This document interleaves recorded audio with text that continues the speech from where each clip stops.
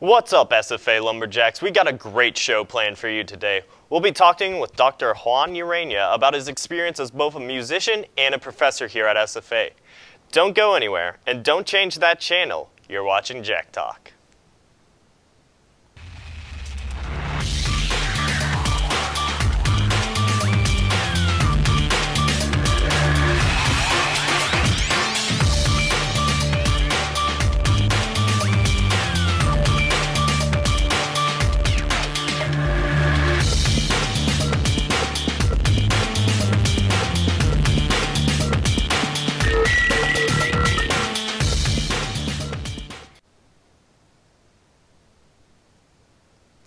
Welcome to the show. My name is Colin Maxwell. Let's get into the local news. Gathering in front of City Council on Tuesday evening, the SFA Lady Jack volleyball team was presented with miniature red bricks, a small token to remind them of a city that is very grateful. City Council held a special presentation Tuesday to honor the team, which now holds a third consecutive Southland Conference title, had its second consecutive regular undefeated season, and a first-time back-to-back appearance in the NCAA tournament. Among team members present was Southland Conference Tournament Newcomer of the Year and All-Conference Selection Taya Mitchell, as well as All-Conference Selection Madeline Miller. The Hudson Volunteer Fire Department had a $95,000 worth of items stolen in a burglary 9 days ago. According to a Facebook post from the fire department, they said some of the stolen property was recovered. They said some items were still missing and that the law enforcement is still looking for the items. Suspects have been identified and prosecuted, but if more equipment is found, the department asks anyone to inform law enforcement in Lufkin. Nacogdoches Police Department made an arrest last Wednesday. A 35-year-old woman was involved in a hit and run. She was intoxicated while driving with a young child in the car. The accident happened around 6 p.m. on Wednesday on North Street. A spokesman for the Nacogdoches Police Department, Brett Ayers, declined to comment on the victim's name or condition. George Foreman stopped in Nacogdoches to watch a film about his life at the film festival. Yes, that George Foreman, the powerhouse boxer from Marshall, Texas. He said Nac was an important location to him as the scenery in the area inspired him to move out of Houston and some of his sons go to the school here. The movie about his life was produced by a student at SFA. In U.S. news, since his acquittal, President Trump has been very involved when it comes to disloyalty. He has gone on record saying he only wants loyalists in key positions. A Trump advisor says the president's allies have a list of people in the administration they consider to be never-Trumpers. Sources say Trump has told his aides he wants less people working for him and to only hire people who are passionate about his agenda. As soon as he took the White House office, his allies suggested firing and hiring based on how loyal people are, and Trump appears to be reviewing these in his post-impeachment purge. A Massachusetts veteran finally got a Purple Heart 75 years after getting injured on duty. He's a survivor of a World War II, and now he has the medal to show it. He's 95 years old now. It's been about 75 years since Luis San Miguel was hit in the shoulder by shrapnel while fighting with the U.S. Army in Europe. He survived, came home, and raised a family in Braintree. Lewis has made several attempts over the years to get his Purple Heart, but was unable to until recently because his service records were destroyed in a fire. A public memorial service has been held for Kobe Bryant and his daughter Gigi, when 20,000 fans and friends went to the Staples Center, the place for many to remember him. It was called a celebration of his life. Fans were given the opportunity to say goodbye to one of the greatest basketball players of all time. Kobe Bryant and his 13-year-old daughter Gina were laid to rest during a private memorial service earlier this month in Corona del Mar, California. A family in Arizona had luck on their side when they got stranded in flash flooding over the weekend. Their vehicle was stuck in a swollen creek in Tonto National Forest and the water was rising. But as Matt Gordon reports, a group of rescuers was able to help. A family of five decided to cross the creek last night, swollen by runoff from heavy rains in the area. Luckily, the folks with an Arizona 4x4 off-road recovery were nearby and saw the vehicle's headlights dip under the water. With lives on the line and the family hanging onto the roll bars, Joe Azuk sprang into action. Azuk says he was worried about the vehicle flipping over and spilling the family into danger. We're going to take a quick break, but don't go anywhere just yet. We are going to get a one-on-one interview with Dr. Urania. Stay tuned.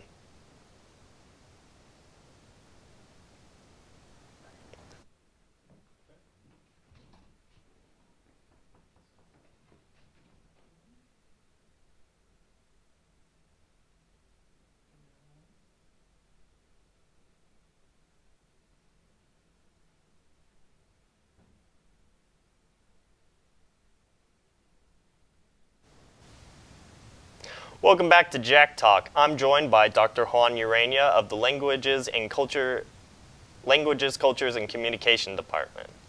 So, Dr. Urania, how did you get involved with SFA? Well, it's interesting.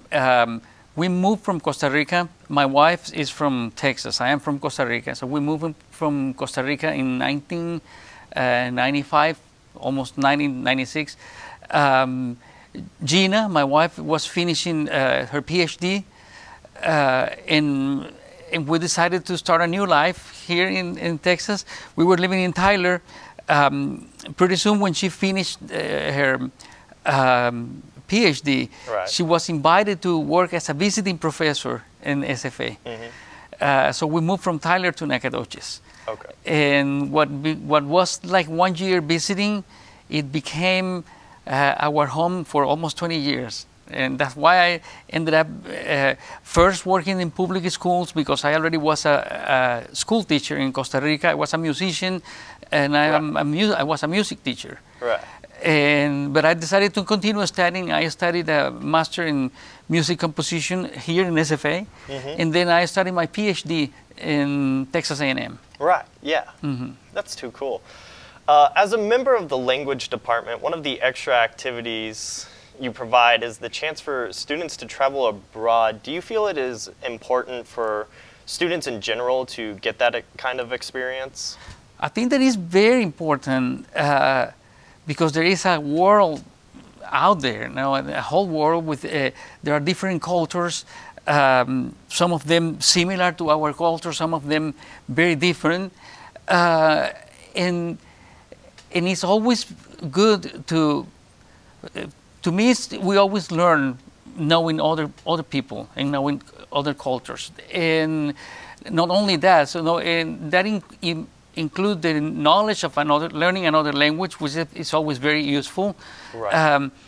But traveling, seeing the world, and learning, and while you do something fun, right, it's a great experience. So it basically gives the students more of an ability to use the knowledge that they've learned here just kind of out in the real world, and also get to experience the cultures that they're learning about. Right? Exactly, yes. And it's always good for your curriculum to have study abroad programs, or even to spend more time. We have students that after study abroad, that they found the way to go back and do a whole semester, or have an experience teaching English while they study, right, some a little bit more of their subject, their careers in universities. And it could be in Spain, it can be in Costa Rica, it could be in France, Italy, etc. So it's always a winning experience. What are some of the places that you have actually gone to on these study abroad trips? Well, we have taken students to Costa Rica, Brazil, Peru, and Spain. Now, our department also have programs in France, Germany, and Canada, the French Canada. The French program also right, have programs in Canada. That's that's really too cool, honestly. I personally kind of want to go to Germany myself, being a German, taking German classes at the current moment. I really do want to go there. But I do unfortunately believe that's all the time we have. But thank you for speaking with us. Hopefully we'll get to hear more of your music and more of your thoughts later. My pleasure. Thank you. Gina Paul Urania, the chair of Languages, Cultures, and Communications and wife of Dr. Urania, unfortunately could not make it today, but we were able to get a quick interview with her about her job and the study abroad program. Let's hear what she has to say. I work with students that are studying all of the foreign languages. I work with students that are studying communication studies, which includes things like public speaking, organizational communication. I also work with students who are studying linguistics, that looks at everything from language acquisition to even cool things like inventing languages. Gina and her husband, Juan Carlos, have taken many trips together with students for the Study Abroad program at SFA. I take students to Spain and to Brazil, and they have life-changing experiences. They come back with a whole new perspective on what they want to do in terms of their career and what they, just what their home means to them. They have a much greater appreciation for where they live and who they are. Studying abroad can seem unrealistic, but the university offers scholarships and financial aid to students. You can't call your bank and say, hey, could you put my car payment on hold for a while? Or, you don't have these same opportunities when you leave school. So it's incredibly important to do it now if you can. Now let's take a look at our community calendar. Between the Lines Journaling Club is at 5:30 on the first and third Tuesday of every month. You will be able to review new journal styles and methods. The ribbon cutting for RV Outfitters of Texas is at 4:30 p.m. All will enjoy a Nacogdoches Pro Rodeo and Steer Show preview.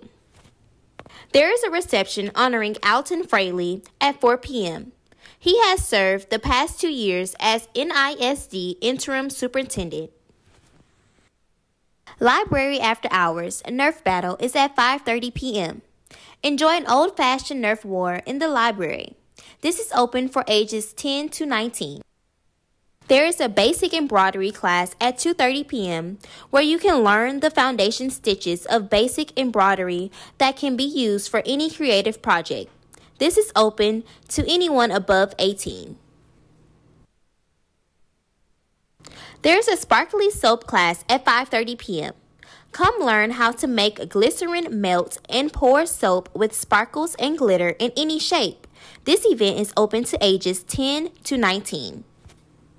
First Start to Healthier You is the first of 3 sessions that provides a foundation for more intense healthy eating initiatives. These are brought to you by Better Living for Texans.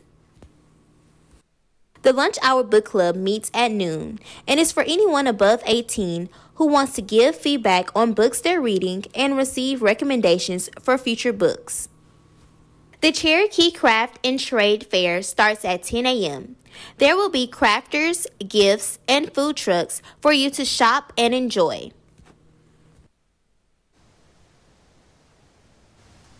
Make sure to stay with us as Dr. Urania will perform one of his songs. You're watching JackTalk.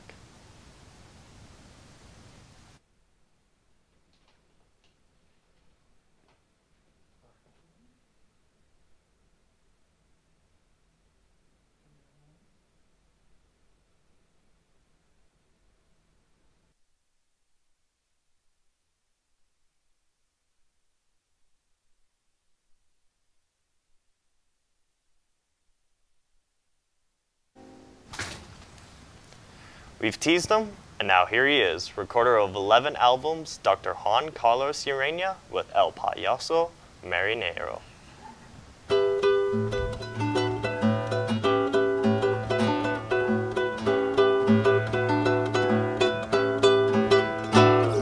Llegó navegando a la bahía, timonel de un velero sin destino. Era un payaso a la deriva, harto de llorar, mientras otros reían.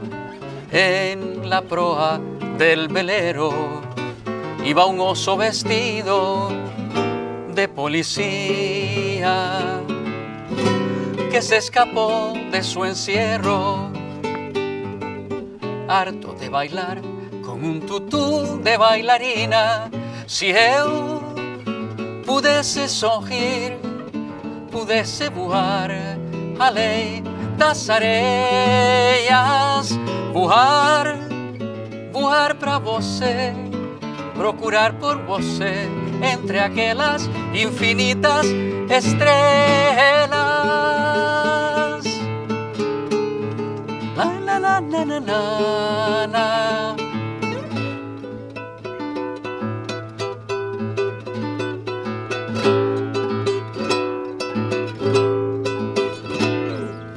Una noche de tormenta izaron las velas contra el cielo.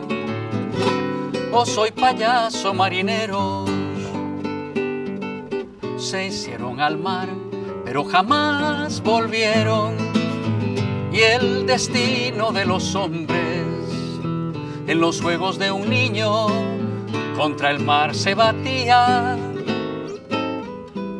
En un barquito sin nombre, un payaso de trapo y un oso policía. Eran los mares del mundo, su fantasía.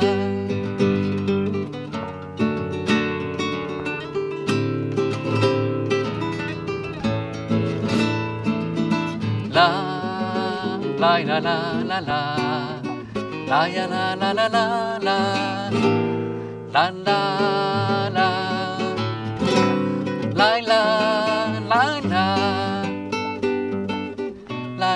la la la la la.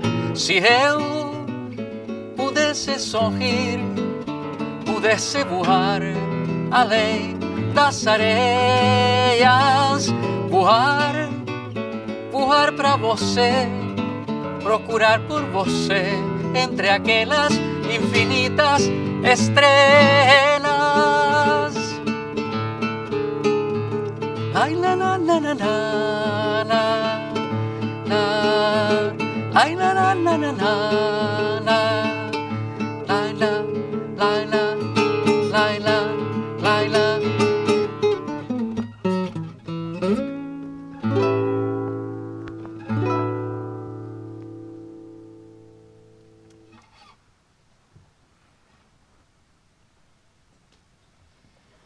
Wow, I mean, that was amazing, honestly. Thank you very much. Could I ask you a quick question? What was that song about?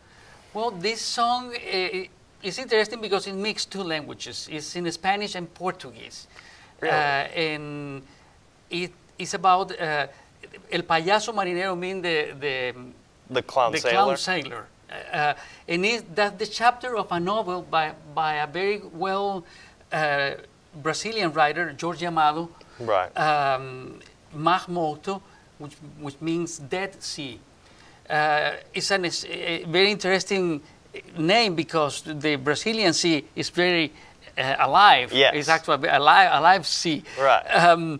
But it's the story of this boy playing in front of the ocean with a bucket and a little clown that is his toy and a little bear. Oh, really? But in that game, it happened the whole history of the fishermen, the men who live in the water, fishing and doing all their life. And normally people who are not they are not rich, they are actually Right. very poor people. Of course. Poor fishermen. Right. So I decided to write this song. It's based in that chapter of that novel, and it's also part of the experience of taking students to Brazil, because that's too cool. I will never know about that novel and about this experience without being with my students in Salvador Bahia in Right. Brazil. Right. Well, you started playing the guitar in your teens, actually. What inspired you to take up the guitar? Well, it inspired me probably. I already was singing since I was a little kid in the church. In the Catholic Church, I was a member of the choir, and I had to sing the solos. Right. So they already knew that I could sing, so they put me to sing the solos in the choir. And same thing happened in elementary school. And as soon as I got the opportunity to have a guitar, I started writing my own songs. And I got in contact with a movement very important in Latin America, the Nueva Canción movement or New Song movement, something similar to the folk movement in the United States. Right. And that marked my style of singing about things that were important in life. Right. Mm-hmm. To yourself. Was there any musicians that you weren't inspired but influenced by during the New Song movement? Sure, yes. And probably you are not going to be familiar, but there are songwriters from Spain, actually from Catalonia, Barcelona, Catalonia, Joan Manuel Serrat, and there are some other songwriters from Latin America, from Cuba, Silvio Rodriguez and Pablo Milanés, and then many other songwriters and singers from other Latin American countries. So this was a very cultural experience for you to start writing your own music and performing your own music. Was there anything else, other instruments that you played, or other types of songs that you would try to sing during this time? Yes, I was influenced also by American music, especially American rock. Right. And the New Song movement, a difference from maybe this is something different from the folk, even where we are like sister movements. It was more experimental. It used more styles. Not only the base was the folklore, but it's also got a lot of influence from jazz, rock, and other popular rhythms. Right. And yes, I had a big influence from American music. Was there a specific rock band that you were influenced by? 80s, 70s, 80s, of course from the Beatles that are not from the United States, they're from England, but from Bob Dylan, and other famous group from United States, like probably they are going to sound very old for you, like Chicago. I love Chicago. America, Boston. Boston. Bands like that. Oh, that's too cool. Aerosmith, this kind of bands. So do you have a personal favorite song that you played, or that you play? A personal favorite song? No, honestly, no. I have written a lot of songs, and I have recorded about 11 albums, and that doesn't include all my songs. So it's hard. This is one of my favorites right now. Normally, you have stages when you are composing songs, and so the song that I just sung is one of my favorites. Maybe because I had the opportunity to experiment with 2 languages, and I will say that at this moment, this is one of my favorites. One of your favorites? Okay. How much more of this experimental kind of mixing both languages do many of your songs incorporate? Not much. I write basically in Spanish. With my wife, with Gina, we have combined a little bit English and Spanish, but no, mostly in Spanish. And this is like the first experience composing in Portuguese. I have seen in other languages, in English and Portuguese and Spanish, but I haven't composed in other languages. So do many people like come by, stop you on the street and go, "You're Juan Carlos"? Does that happen a lot? A little bit in Costa Rica, not here. Okay. But a little bit in Costa Rica, maybe. All right. Well, Dr. Urania, I want to thank you for coming on to the show. This was great. That fortunately is all the time we have here for today, but make sure to check out JackTalk whenever you get the chance. I'm your host, Colin Maxwell, and I hope to see you again soon. Thank you. Thank you, sir.